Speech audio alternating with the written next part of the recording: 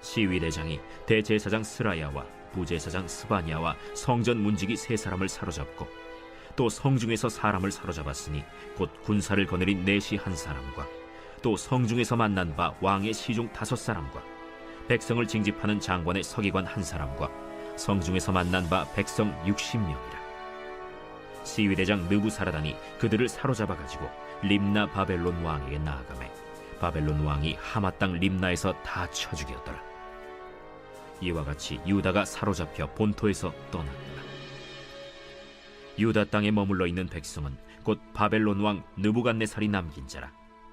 왕이 사반의 손자 아히감의 아들 그달리아가 관할하게 하였더라. 모든 군대 지휘관과 그를 따르는 자가 바벨론 왕이 그달리아를 지도자로 삼았다 함을 듣고 이에 느다니아의 아들 이스마엘과 가레아의 아들 요하난과 느도바 사람 단후메스의 아들 스라야와 마가 사람의 아들 야사니아와 그를 따르는 사람이 모두 미스바로 가서 그달리아에게 나아가매 그달리아가 그들과 그를 따르는 군사들에게 맹세하여 이르되 너희는 갈대아인을 섬기기를 두려워하지 말고 이 땅에 살며 바벨론 왕을 섬기라. 그리하면 너희가 평안하리라. 7월에 왕족 엘리사마의 손자 느다니아의 아들 이스마엘이 부하 10명을 거느리고 와서 그달리아를 쳐서 죽이고 또 그와 함께 미스바에 있는 유다 사람과 갈대아 사람을 죽인지라. 노소를 막론하고 백성과 군대 장관들이 다 일어나서 애굽으로 갔으니 이는 갈대아 사람을 두려워함이었더라. 유다의 왕 여호야긴이 사로잡혀간 지 37년 곧 바벨론의 왕 에윌무로닥이 즉위한 원년 12월 그달 27일에 유다의 왕 여호야긴을 옥에서 내놓아 그 머리를 들게 하고 그에게 좋게 말하고 그의 지위를 바벨론에 그와 함께 있는 모든 왕의 지위보다 높이고 그 죄수의 의복을 벗게 하고 그의 일평생에 항상 왕의 앞에서 양식을 먹게 하였고 그가 쓸 것은 날마다 왕에게서 받는 양이 있어서 종신토록 끊이지 아니하였더라. Everyday is Sunday. 우리의 매일을 썬데이로 세팅하라. 할렐루야. 오늘 말씀으로 하루를 열며 하나님께서 주시는 은혜와 기쁨으로 충만한 모든 성도님들 되시기를 축복합니다.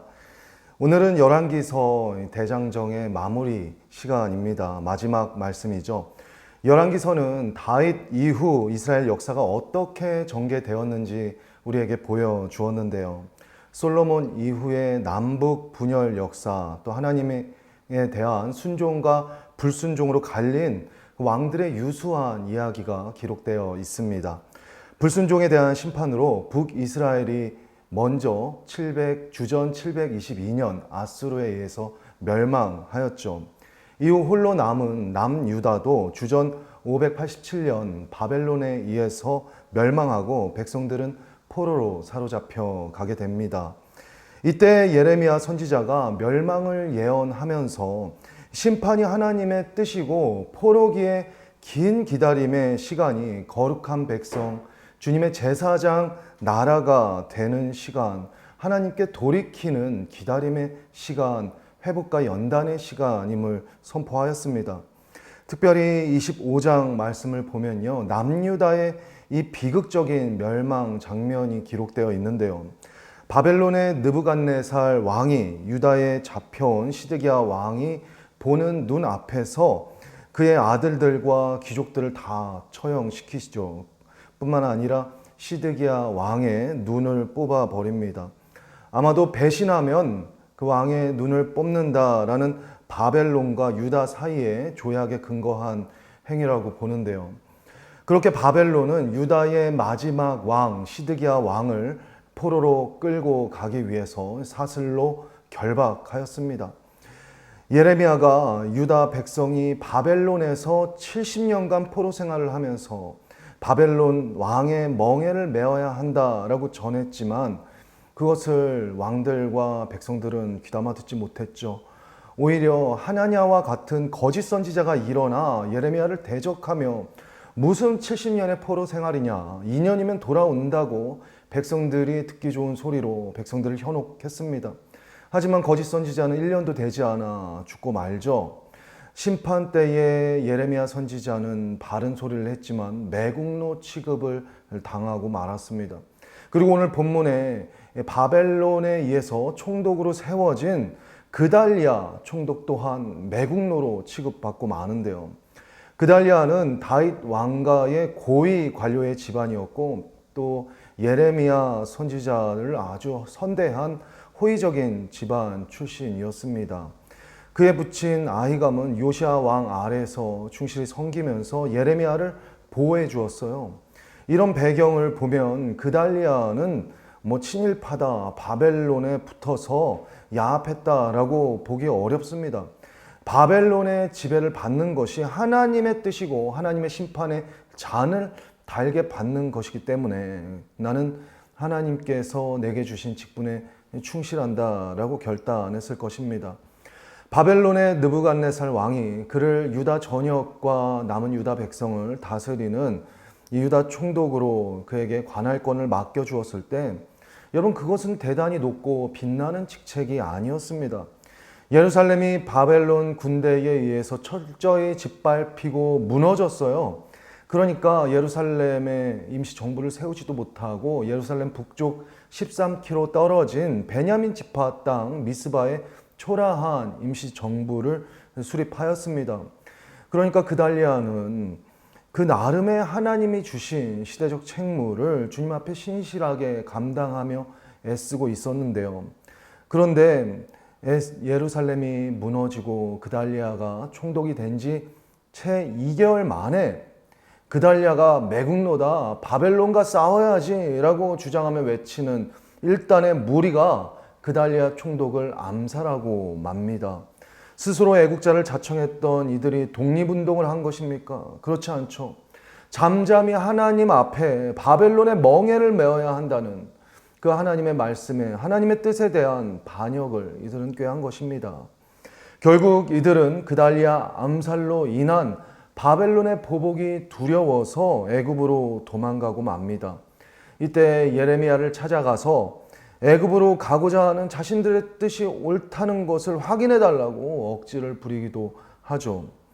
여러분, 하나님의 심판의 잔을 받아야 하고 회복의 때까지 기다림의 시간을 채워야 하는데 이들은 불순종하고 완악한 대로 하나님의 뜻이 아닌 자신의 뜻을 주장하며 나아갔습니다. 출애굽 이스라엘 백성 그 광야의 여정에서 약속의 땅으로 인도하신 하나님의 출애굽 구원의 역사를 망각한 채 다시 애굽으로 돌아가자 애굽의 도움을 바라기도 하고 애굽으로 피신하기로 하였습니다. 자신들의 뜻이 아닌 하나님의 뜻을 자신들의 뜻에 맞춘 이 백성들의 완악한 불순종의 모습이었습니다. 이후 바벨론에 사로잡혀간 여호야긴의 그 왕에 대한 복권의 내용으로 이 긴 열왕기 말씀은 마무리되는데요. 여러분, 열왕기 전개가 크게 두 갈래로 나눠진다고 했습니다. 축복과 생명, 순종으로 인한 축복과 생명의 길, 불순종으로 인한 저주와 죽음의 길. 그런데 마지막 이 25장에 이들이 불순종으로 잡혀가고 망하는 장면에 이어서 28절과 30절 제일 마지막 부분을 보면요, 잡혀간 여호야긴 왕의 회복이 나타납니다. 하나님께서 이스라엘 백성에게 남겨두신 희망의 불씨를 발견하게 하는 것이죠. 여러분, 열왕기서를 받는 1차 독자를 생각해 보면요, 열왕기서에서 포로 귀환한 내용이 없잖아요. 잡혀가는 내용까지 있습니다. 그래서 독자는 열왕기서의 독자는 포로 기 백성이다라고 할 수가 있어요.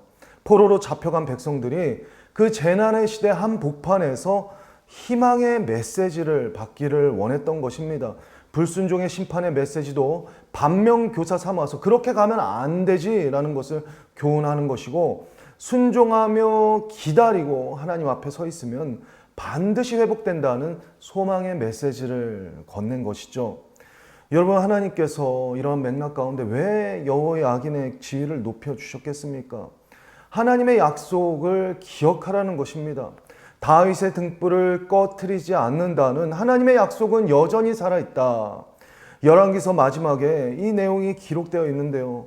이것은 다윗 왕가를 향한 하나님의 약속이 아직 끝나지 않았다는 것을 분명히 보여주고 있습니다. 즉 사무엘하 7장 말씀에 나단 선지자를 통해서 하나님께서 하신 말씀, 다윗의 나라는 영원히 보존되고 그의 왕위는 영원히 견고할 것이다. 그 약속이 여전히 유효하다는 것을 증명해 보여주고 있습니다. 남유다 멸망기에 여호야긴 왕은 18세 그 청소년기 나이에 바벨론에 사로잡혀 갔습니다. 그리고 37년의 시간이 흐른 후 오늘 본문 말씀 55세의 나이에 그는 복권되었습니다. 감옥에서 풀려났고요. 왕의 식탁에 자유롭게 참여할 수 있었습니다. 다른 모든 왕들보다 높은 지위에 올랐고요. 모든 쓸 것을 넉넉히 공급해 주라. 왕이 그에게 특권을 베풀어 주었습니다. 한 식민지 나라의 유배된 왕으로서 그가 입은 이 특별한 은총은 무엇을 말해 주는 것입니까? 하나님께서 여전히 그 약속에 기반해서 소망의 등불을 꺼트리지 않으셨다는 것을 생생히 보여주고 있는 장면입니다. 여러분, 징계받고 심판받은 이 어두운 역사의 장면 안에서 또한 하나님의 약속에 기반한 희망의 불씨는 살아있다는 것을 열왕기서는 그 마지막 장면으로 우리에게 보여주고 있습니다. 이제 약속의 백성들은 약속을 주장하고 붙잡으면서 이 기다림의 시간들을 견디라라는 말씀이죠. 여러분, 하나님의 약속은 우리에게 무엇과 같습니까? 살아있는 하나님의 약속은 우리에게 하나의 씨앗과 같습니다. 고난이 있고 역경이 있어도 이 살아있는 씨앗은 기다림의 시간을 통과할 때 반드시 그 씨앗이 움트고 자라나며 열매 맺게 되는 것이죠. 그러므로 여러분, 하나님의 약속을 우리는 신뢰할 수 있어야 합니다. 하나님의 약속을 소유한 인생의 축복이 있어요. 씨앗이 자라서 나무가 되듯이 약속이 무르익어 은혜와 축복의 나무가 되는 것입니다. 그 약속을 우리가 붙잡으면서 나아가는 것이죠. 하나님께서 불변하시고 그 약속에 신실하기 때문에 여러분, 때로는 긴 기다림의 시간 속에 우리 인생이 흔들리고 우리의 마음이 어려울 때 과연 하나님께서 약속을 지키실 것인가? 라는 질문을 할 수 있는데요. 우리의 질문을 바꿔서 나는 하나님의 약속 위에 서 있는가? 이것을 질문할 수 있기를 원합니다. 하나님은 선하시고 하나님은 그 약속에 신실하시기 때문에 하나님의 약속을 지키실 것인가? 그 약속에 대한 하나님에 대한 질문을 하기 전에 내가 그 약속 위에 서 있는가? 자신을 돌아보는 질문으로 다시 한번 그 약속을 붙잡고 나아가기를 소망합니다. 식물학자 호프 자런이 쓴 랩걸이라는 책의 내용을 보면요. 씨앗은 어떻게 기다려야 하는지 안다 라는 말이 있습니다. 대부분의 씨앗은 자라기 전에 적어도 1년은 기다린다. 무려 체리 씨앗은 아무 문제 없이 100년을 기다리기도 한다라고 말을 하기도 합니다. 그리고 씨앗이 움트고 뿌리 내리기 위해서 통과하고 기다려야 하는 고난의 과정, 기다림의 과정이 있다는 것이에요. 자갈밭을 뚫고 뿌리를 내리고 메마른 땅을 지나서 물이 흐르는 수원지에 닿기까지 기다리며 나아가야 하는 과정이 있다고 말합니다. 분투하며 나아가는 기다림의 시간이 있다는 것이죠. 그러면서 저자는요, 떡갈나무에게는 떡갈나무의 방법이 있고 칡과 쇠뜨기에는 그들만의 기다림의 방식이 있다. 저마다 기다림의 시간을 인내하고 견디면서 그 씨앗을 움트게 한다라고 말을 합니다. 여러분, 그렇죠. 기다림의 시간을 견디고 버티면 반드시 씨앗은 움트고 자라납니다. 그 씨앗이 살아있기 때문이에요. 그런데 우리는 기다림의 시간이 막연히 길어질 때, 그 언제 끝날까 할 때 지치거든요. 힘들거든요. 불순종으로 실패한 이스라엘 백성이 그러했습니다. 기다림의 시간 가운데 이것이 언제 끝날까 알 수가 없기 때문에 내 뜻대로 하자. 애굽을 기다리자. 애굽의 도움을 청하자. 애굽으로 피신하자. 하나님의 방식, 하나님의 뜻이 아닌 자신의 방식과 자신의 뜻대로 자신의 삶을 마구 살아갔습니다. 하지만 그러한 불순종으로 그들은 결코 약속의 씨앗을 움트게 하지 못하였어요. 오히려 약속의 씨앗이 움트는 것을 방해하였고 축복의 나무가 되지 못하게 하였습니다. 하지만 여러분, 약속을 신뢰함으로써 고통스럽고 긴 기다림의 과정을 견딜 수 있다면요, 그 약속은 반드시 살아있는 하나님의 약속이기 때문에 그 씨앗은, 약속의 씨앗은 움트고 뿌리 내리고 자라나고 결국엔 아름다운 축복의 나무가 되어서 열매 맺는 역사가 있게 되는 것입니다. 씨앗이 자라 나무가 되듯이 약속을 신뢰하는 믿음으로 여러분 나아가시기를 소망합니다. 씨앗이 나무가 되는 것처럼 우리 인생의 약속의 씨앗은 반드시 축복의 나무가 되어야 합니다. 특별히 다윗의 등불을 꺼트리지 않는다고 약속하신 주님께서 그 약속의 씨앗이 움트는 것을 보여주셨다는 것을 여러분 기억하세요. 이 약속은요, 약속의 백성으로 오늘 주님을 바라보며 따르는 우리에게도 여전히 유효한 약속이고 살아있는 능력입니다. 성경에는 무려 7,000개가 넘는 하나님의 약속이 기록되어 있습니다. 그 중에 여러분, 하나님께서 특별히 여러분의 인생 가운데 주시는 약속의 말씀이 있고, 올해 여러분에게 주시는 그 약속의 말씀이 있고, 또한 매주의 주일 말씀 가운데, 매일의 메시지 가운데 여러분에게 레마로 주시는 살아계신 하나님의 약속의 말씀이 있습니다. 그 약속의 말씀을 붙잡는 인생과 망각하는 인생은 차원이 다른 삶을 사는 것이죠. 끊임없이 약속을 붙잡는 인생이 될 때 여러분, 그 인생은 남다른 차원의 삶을 살아갑니다.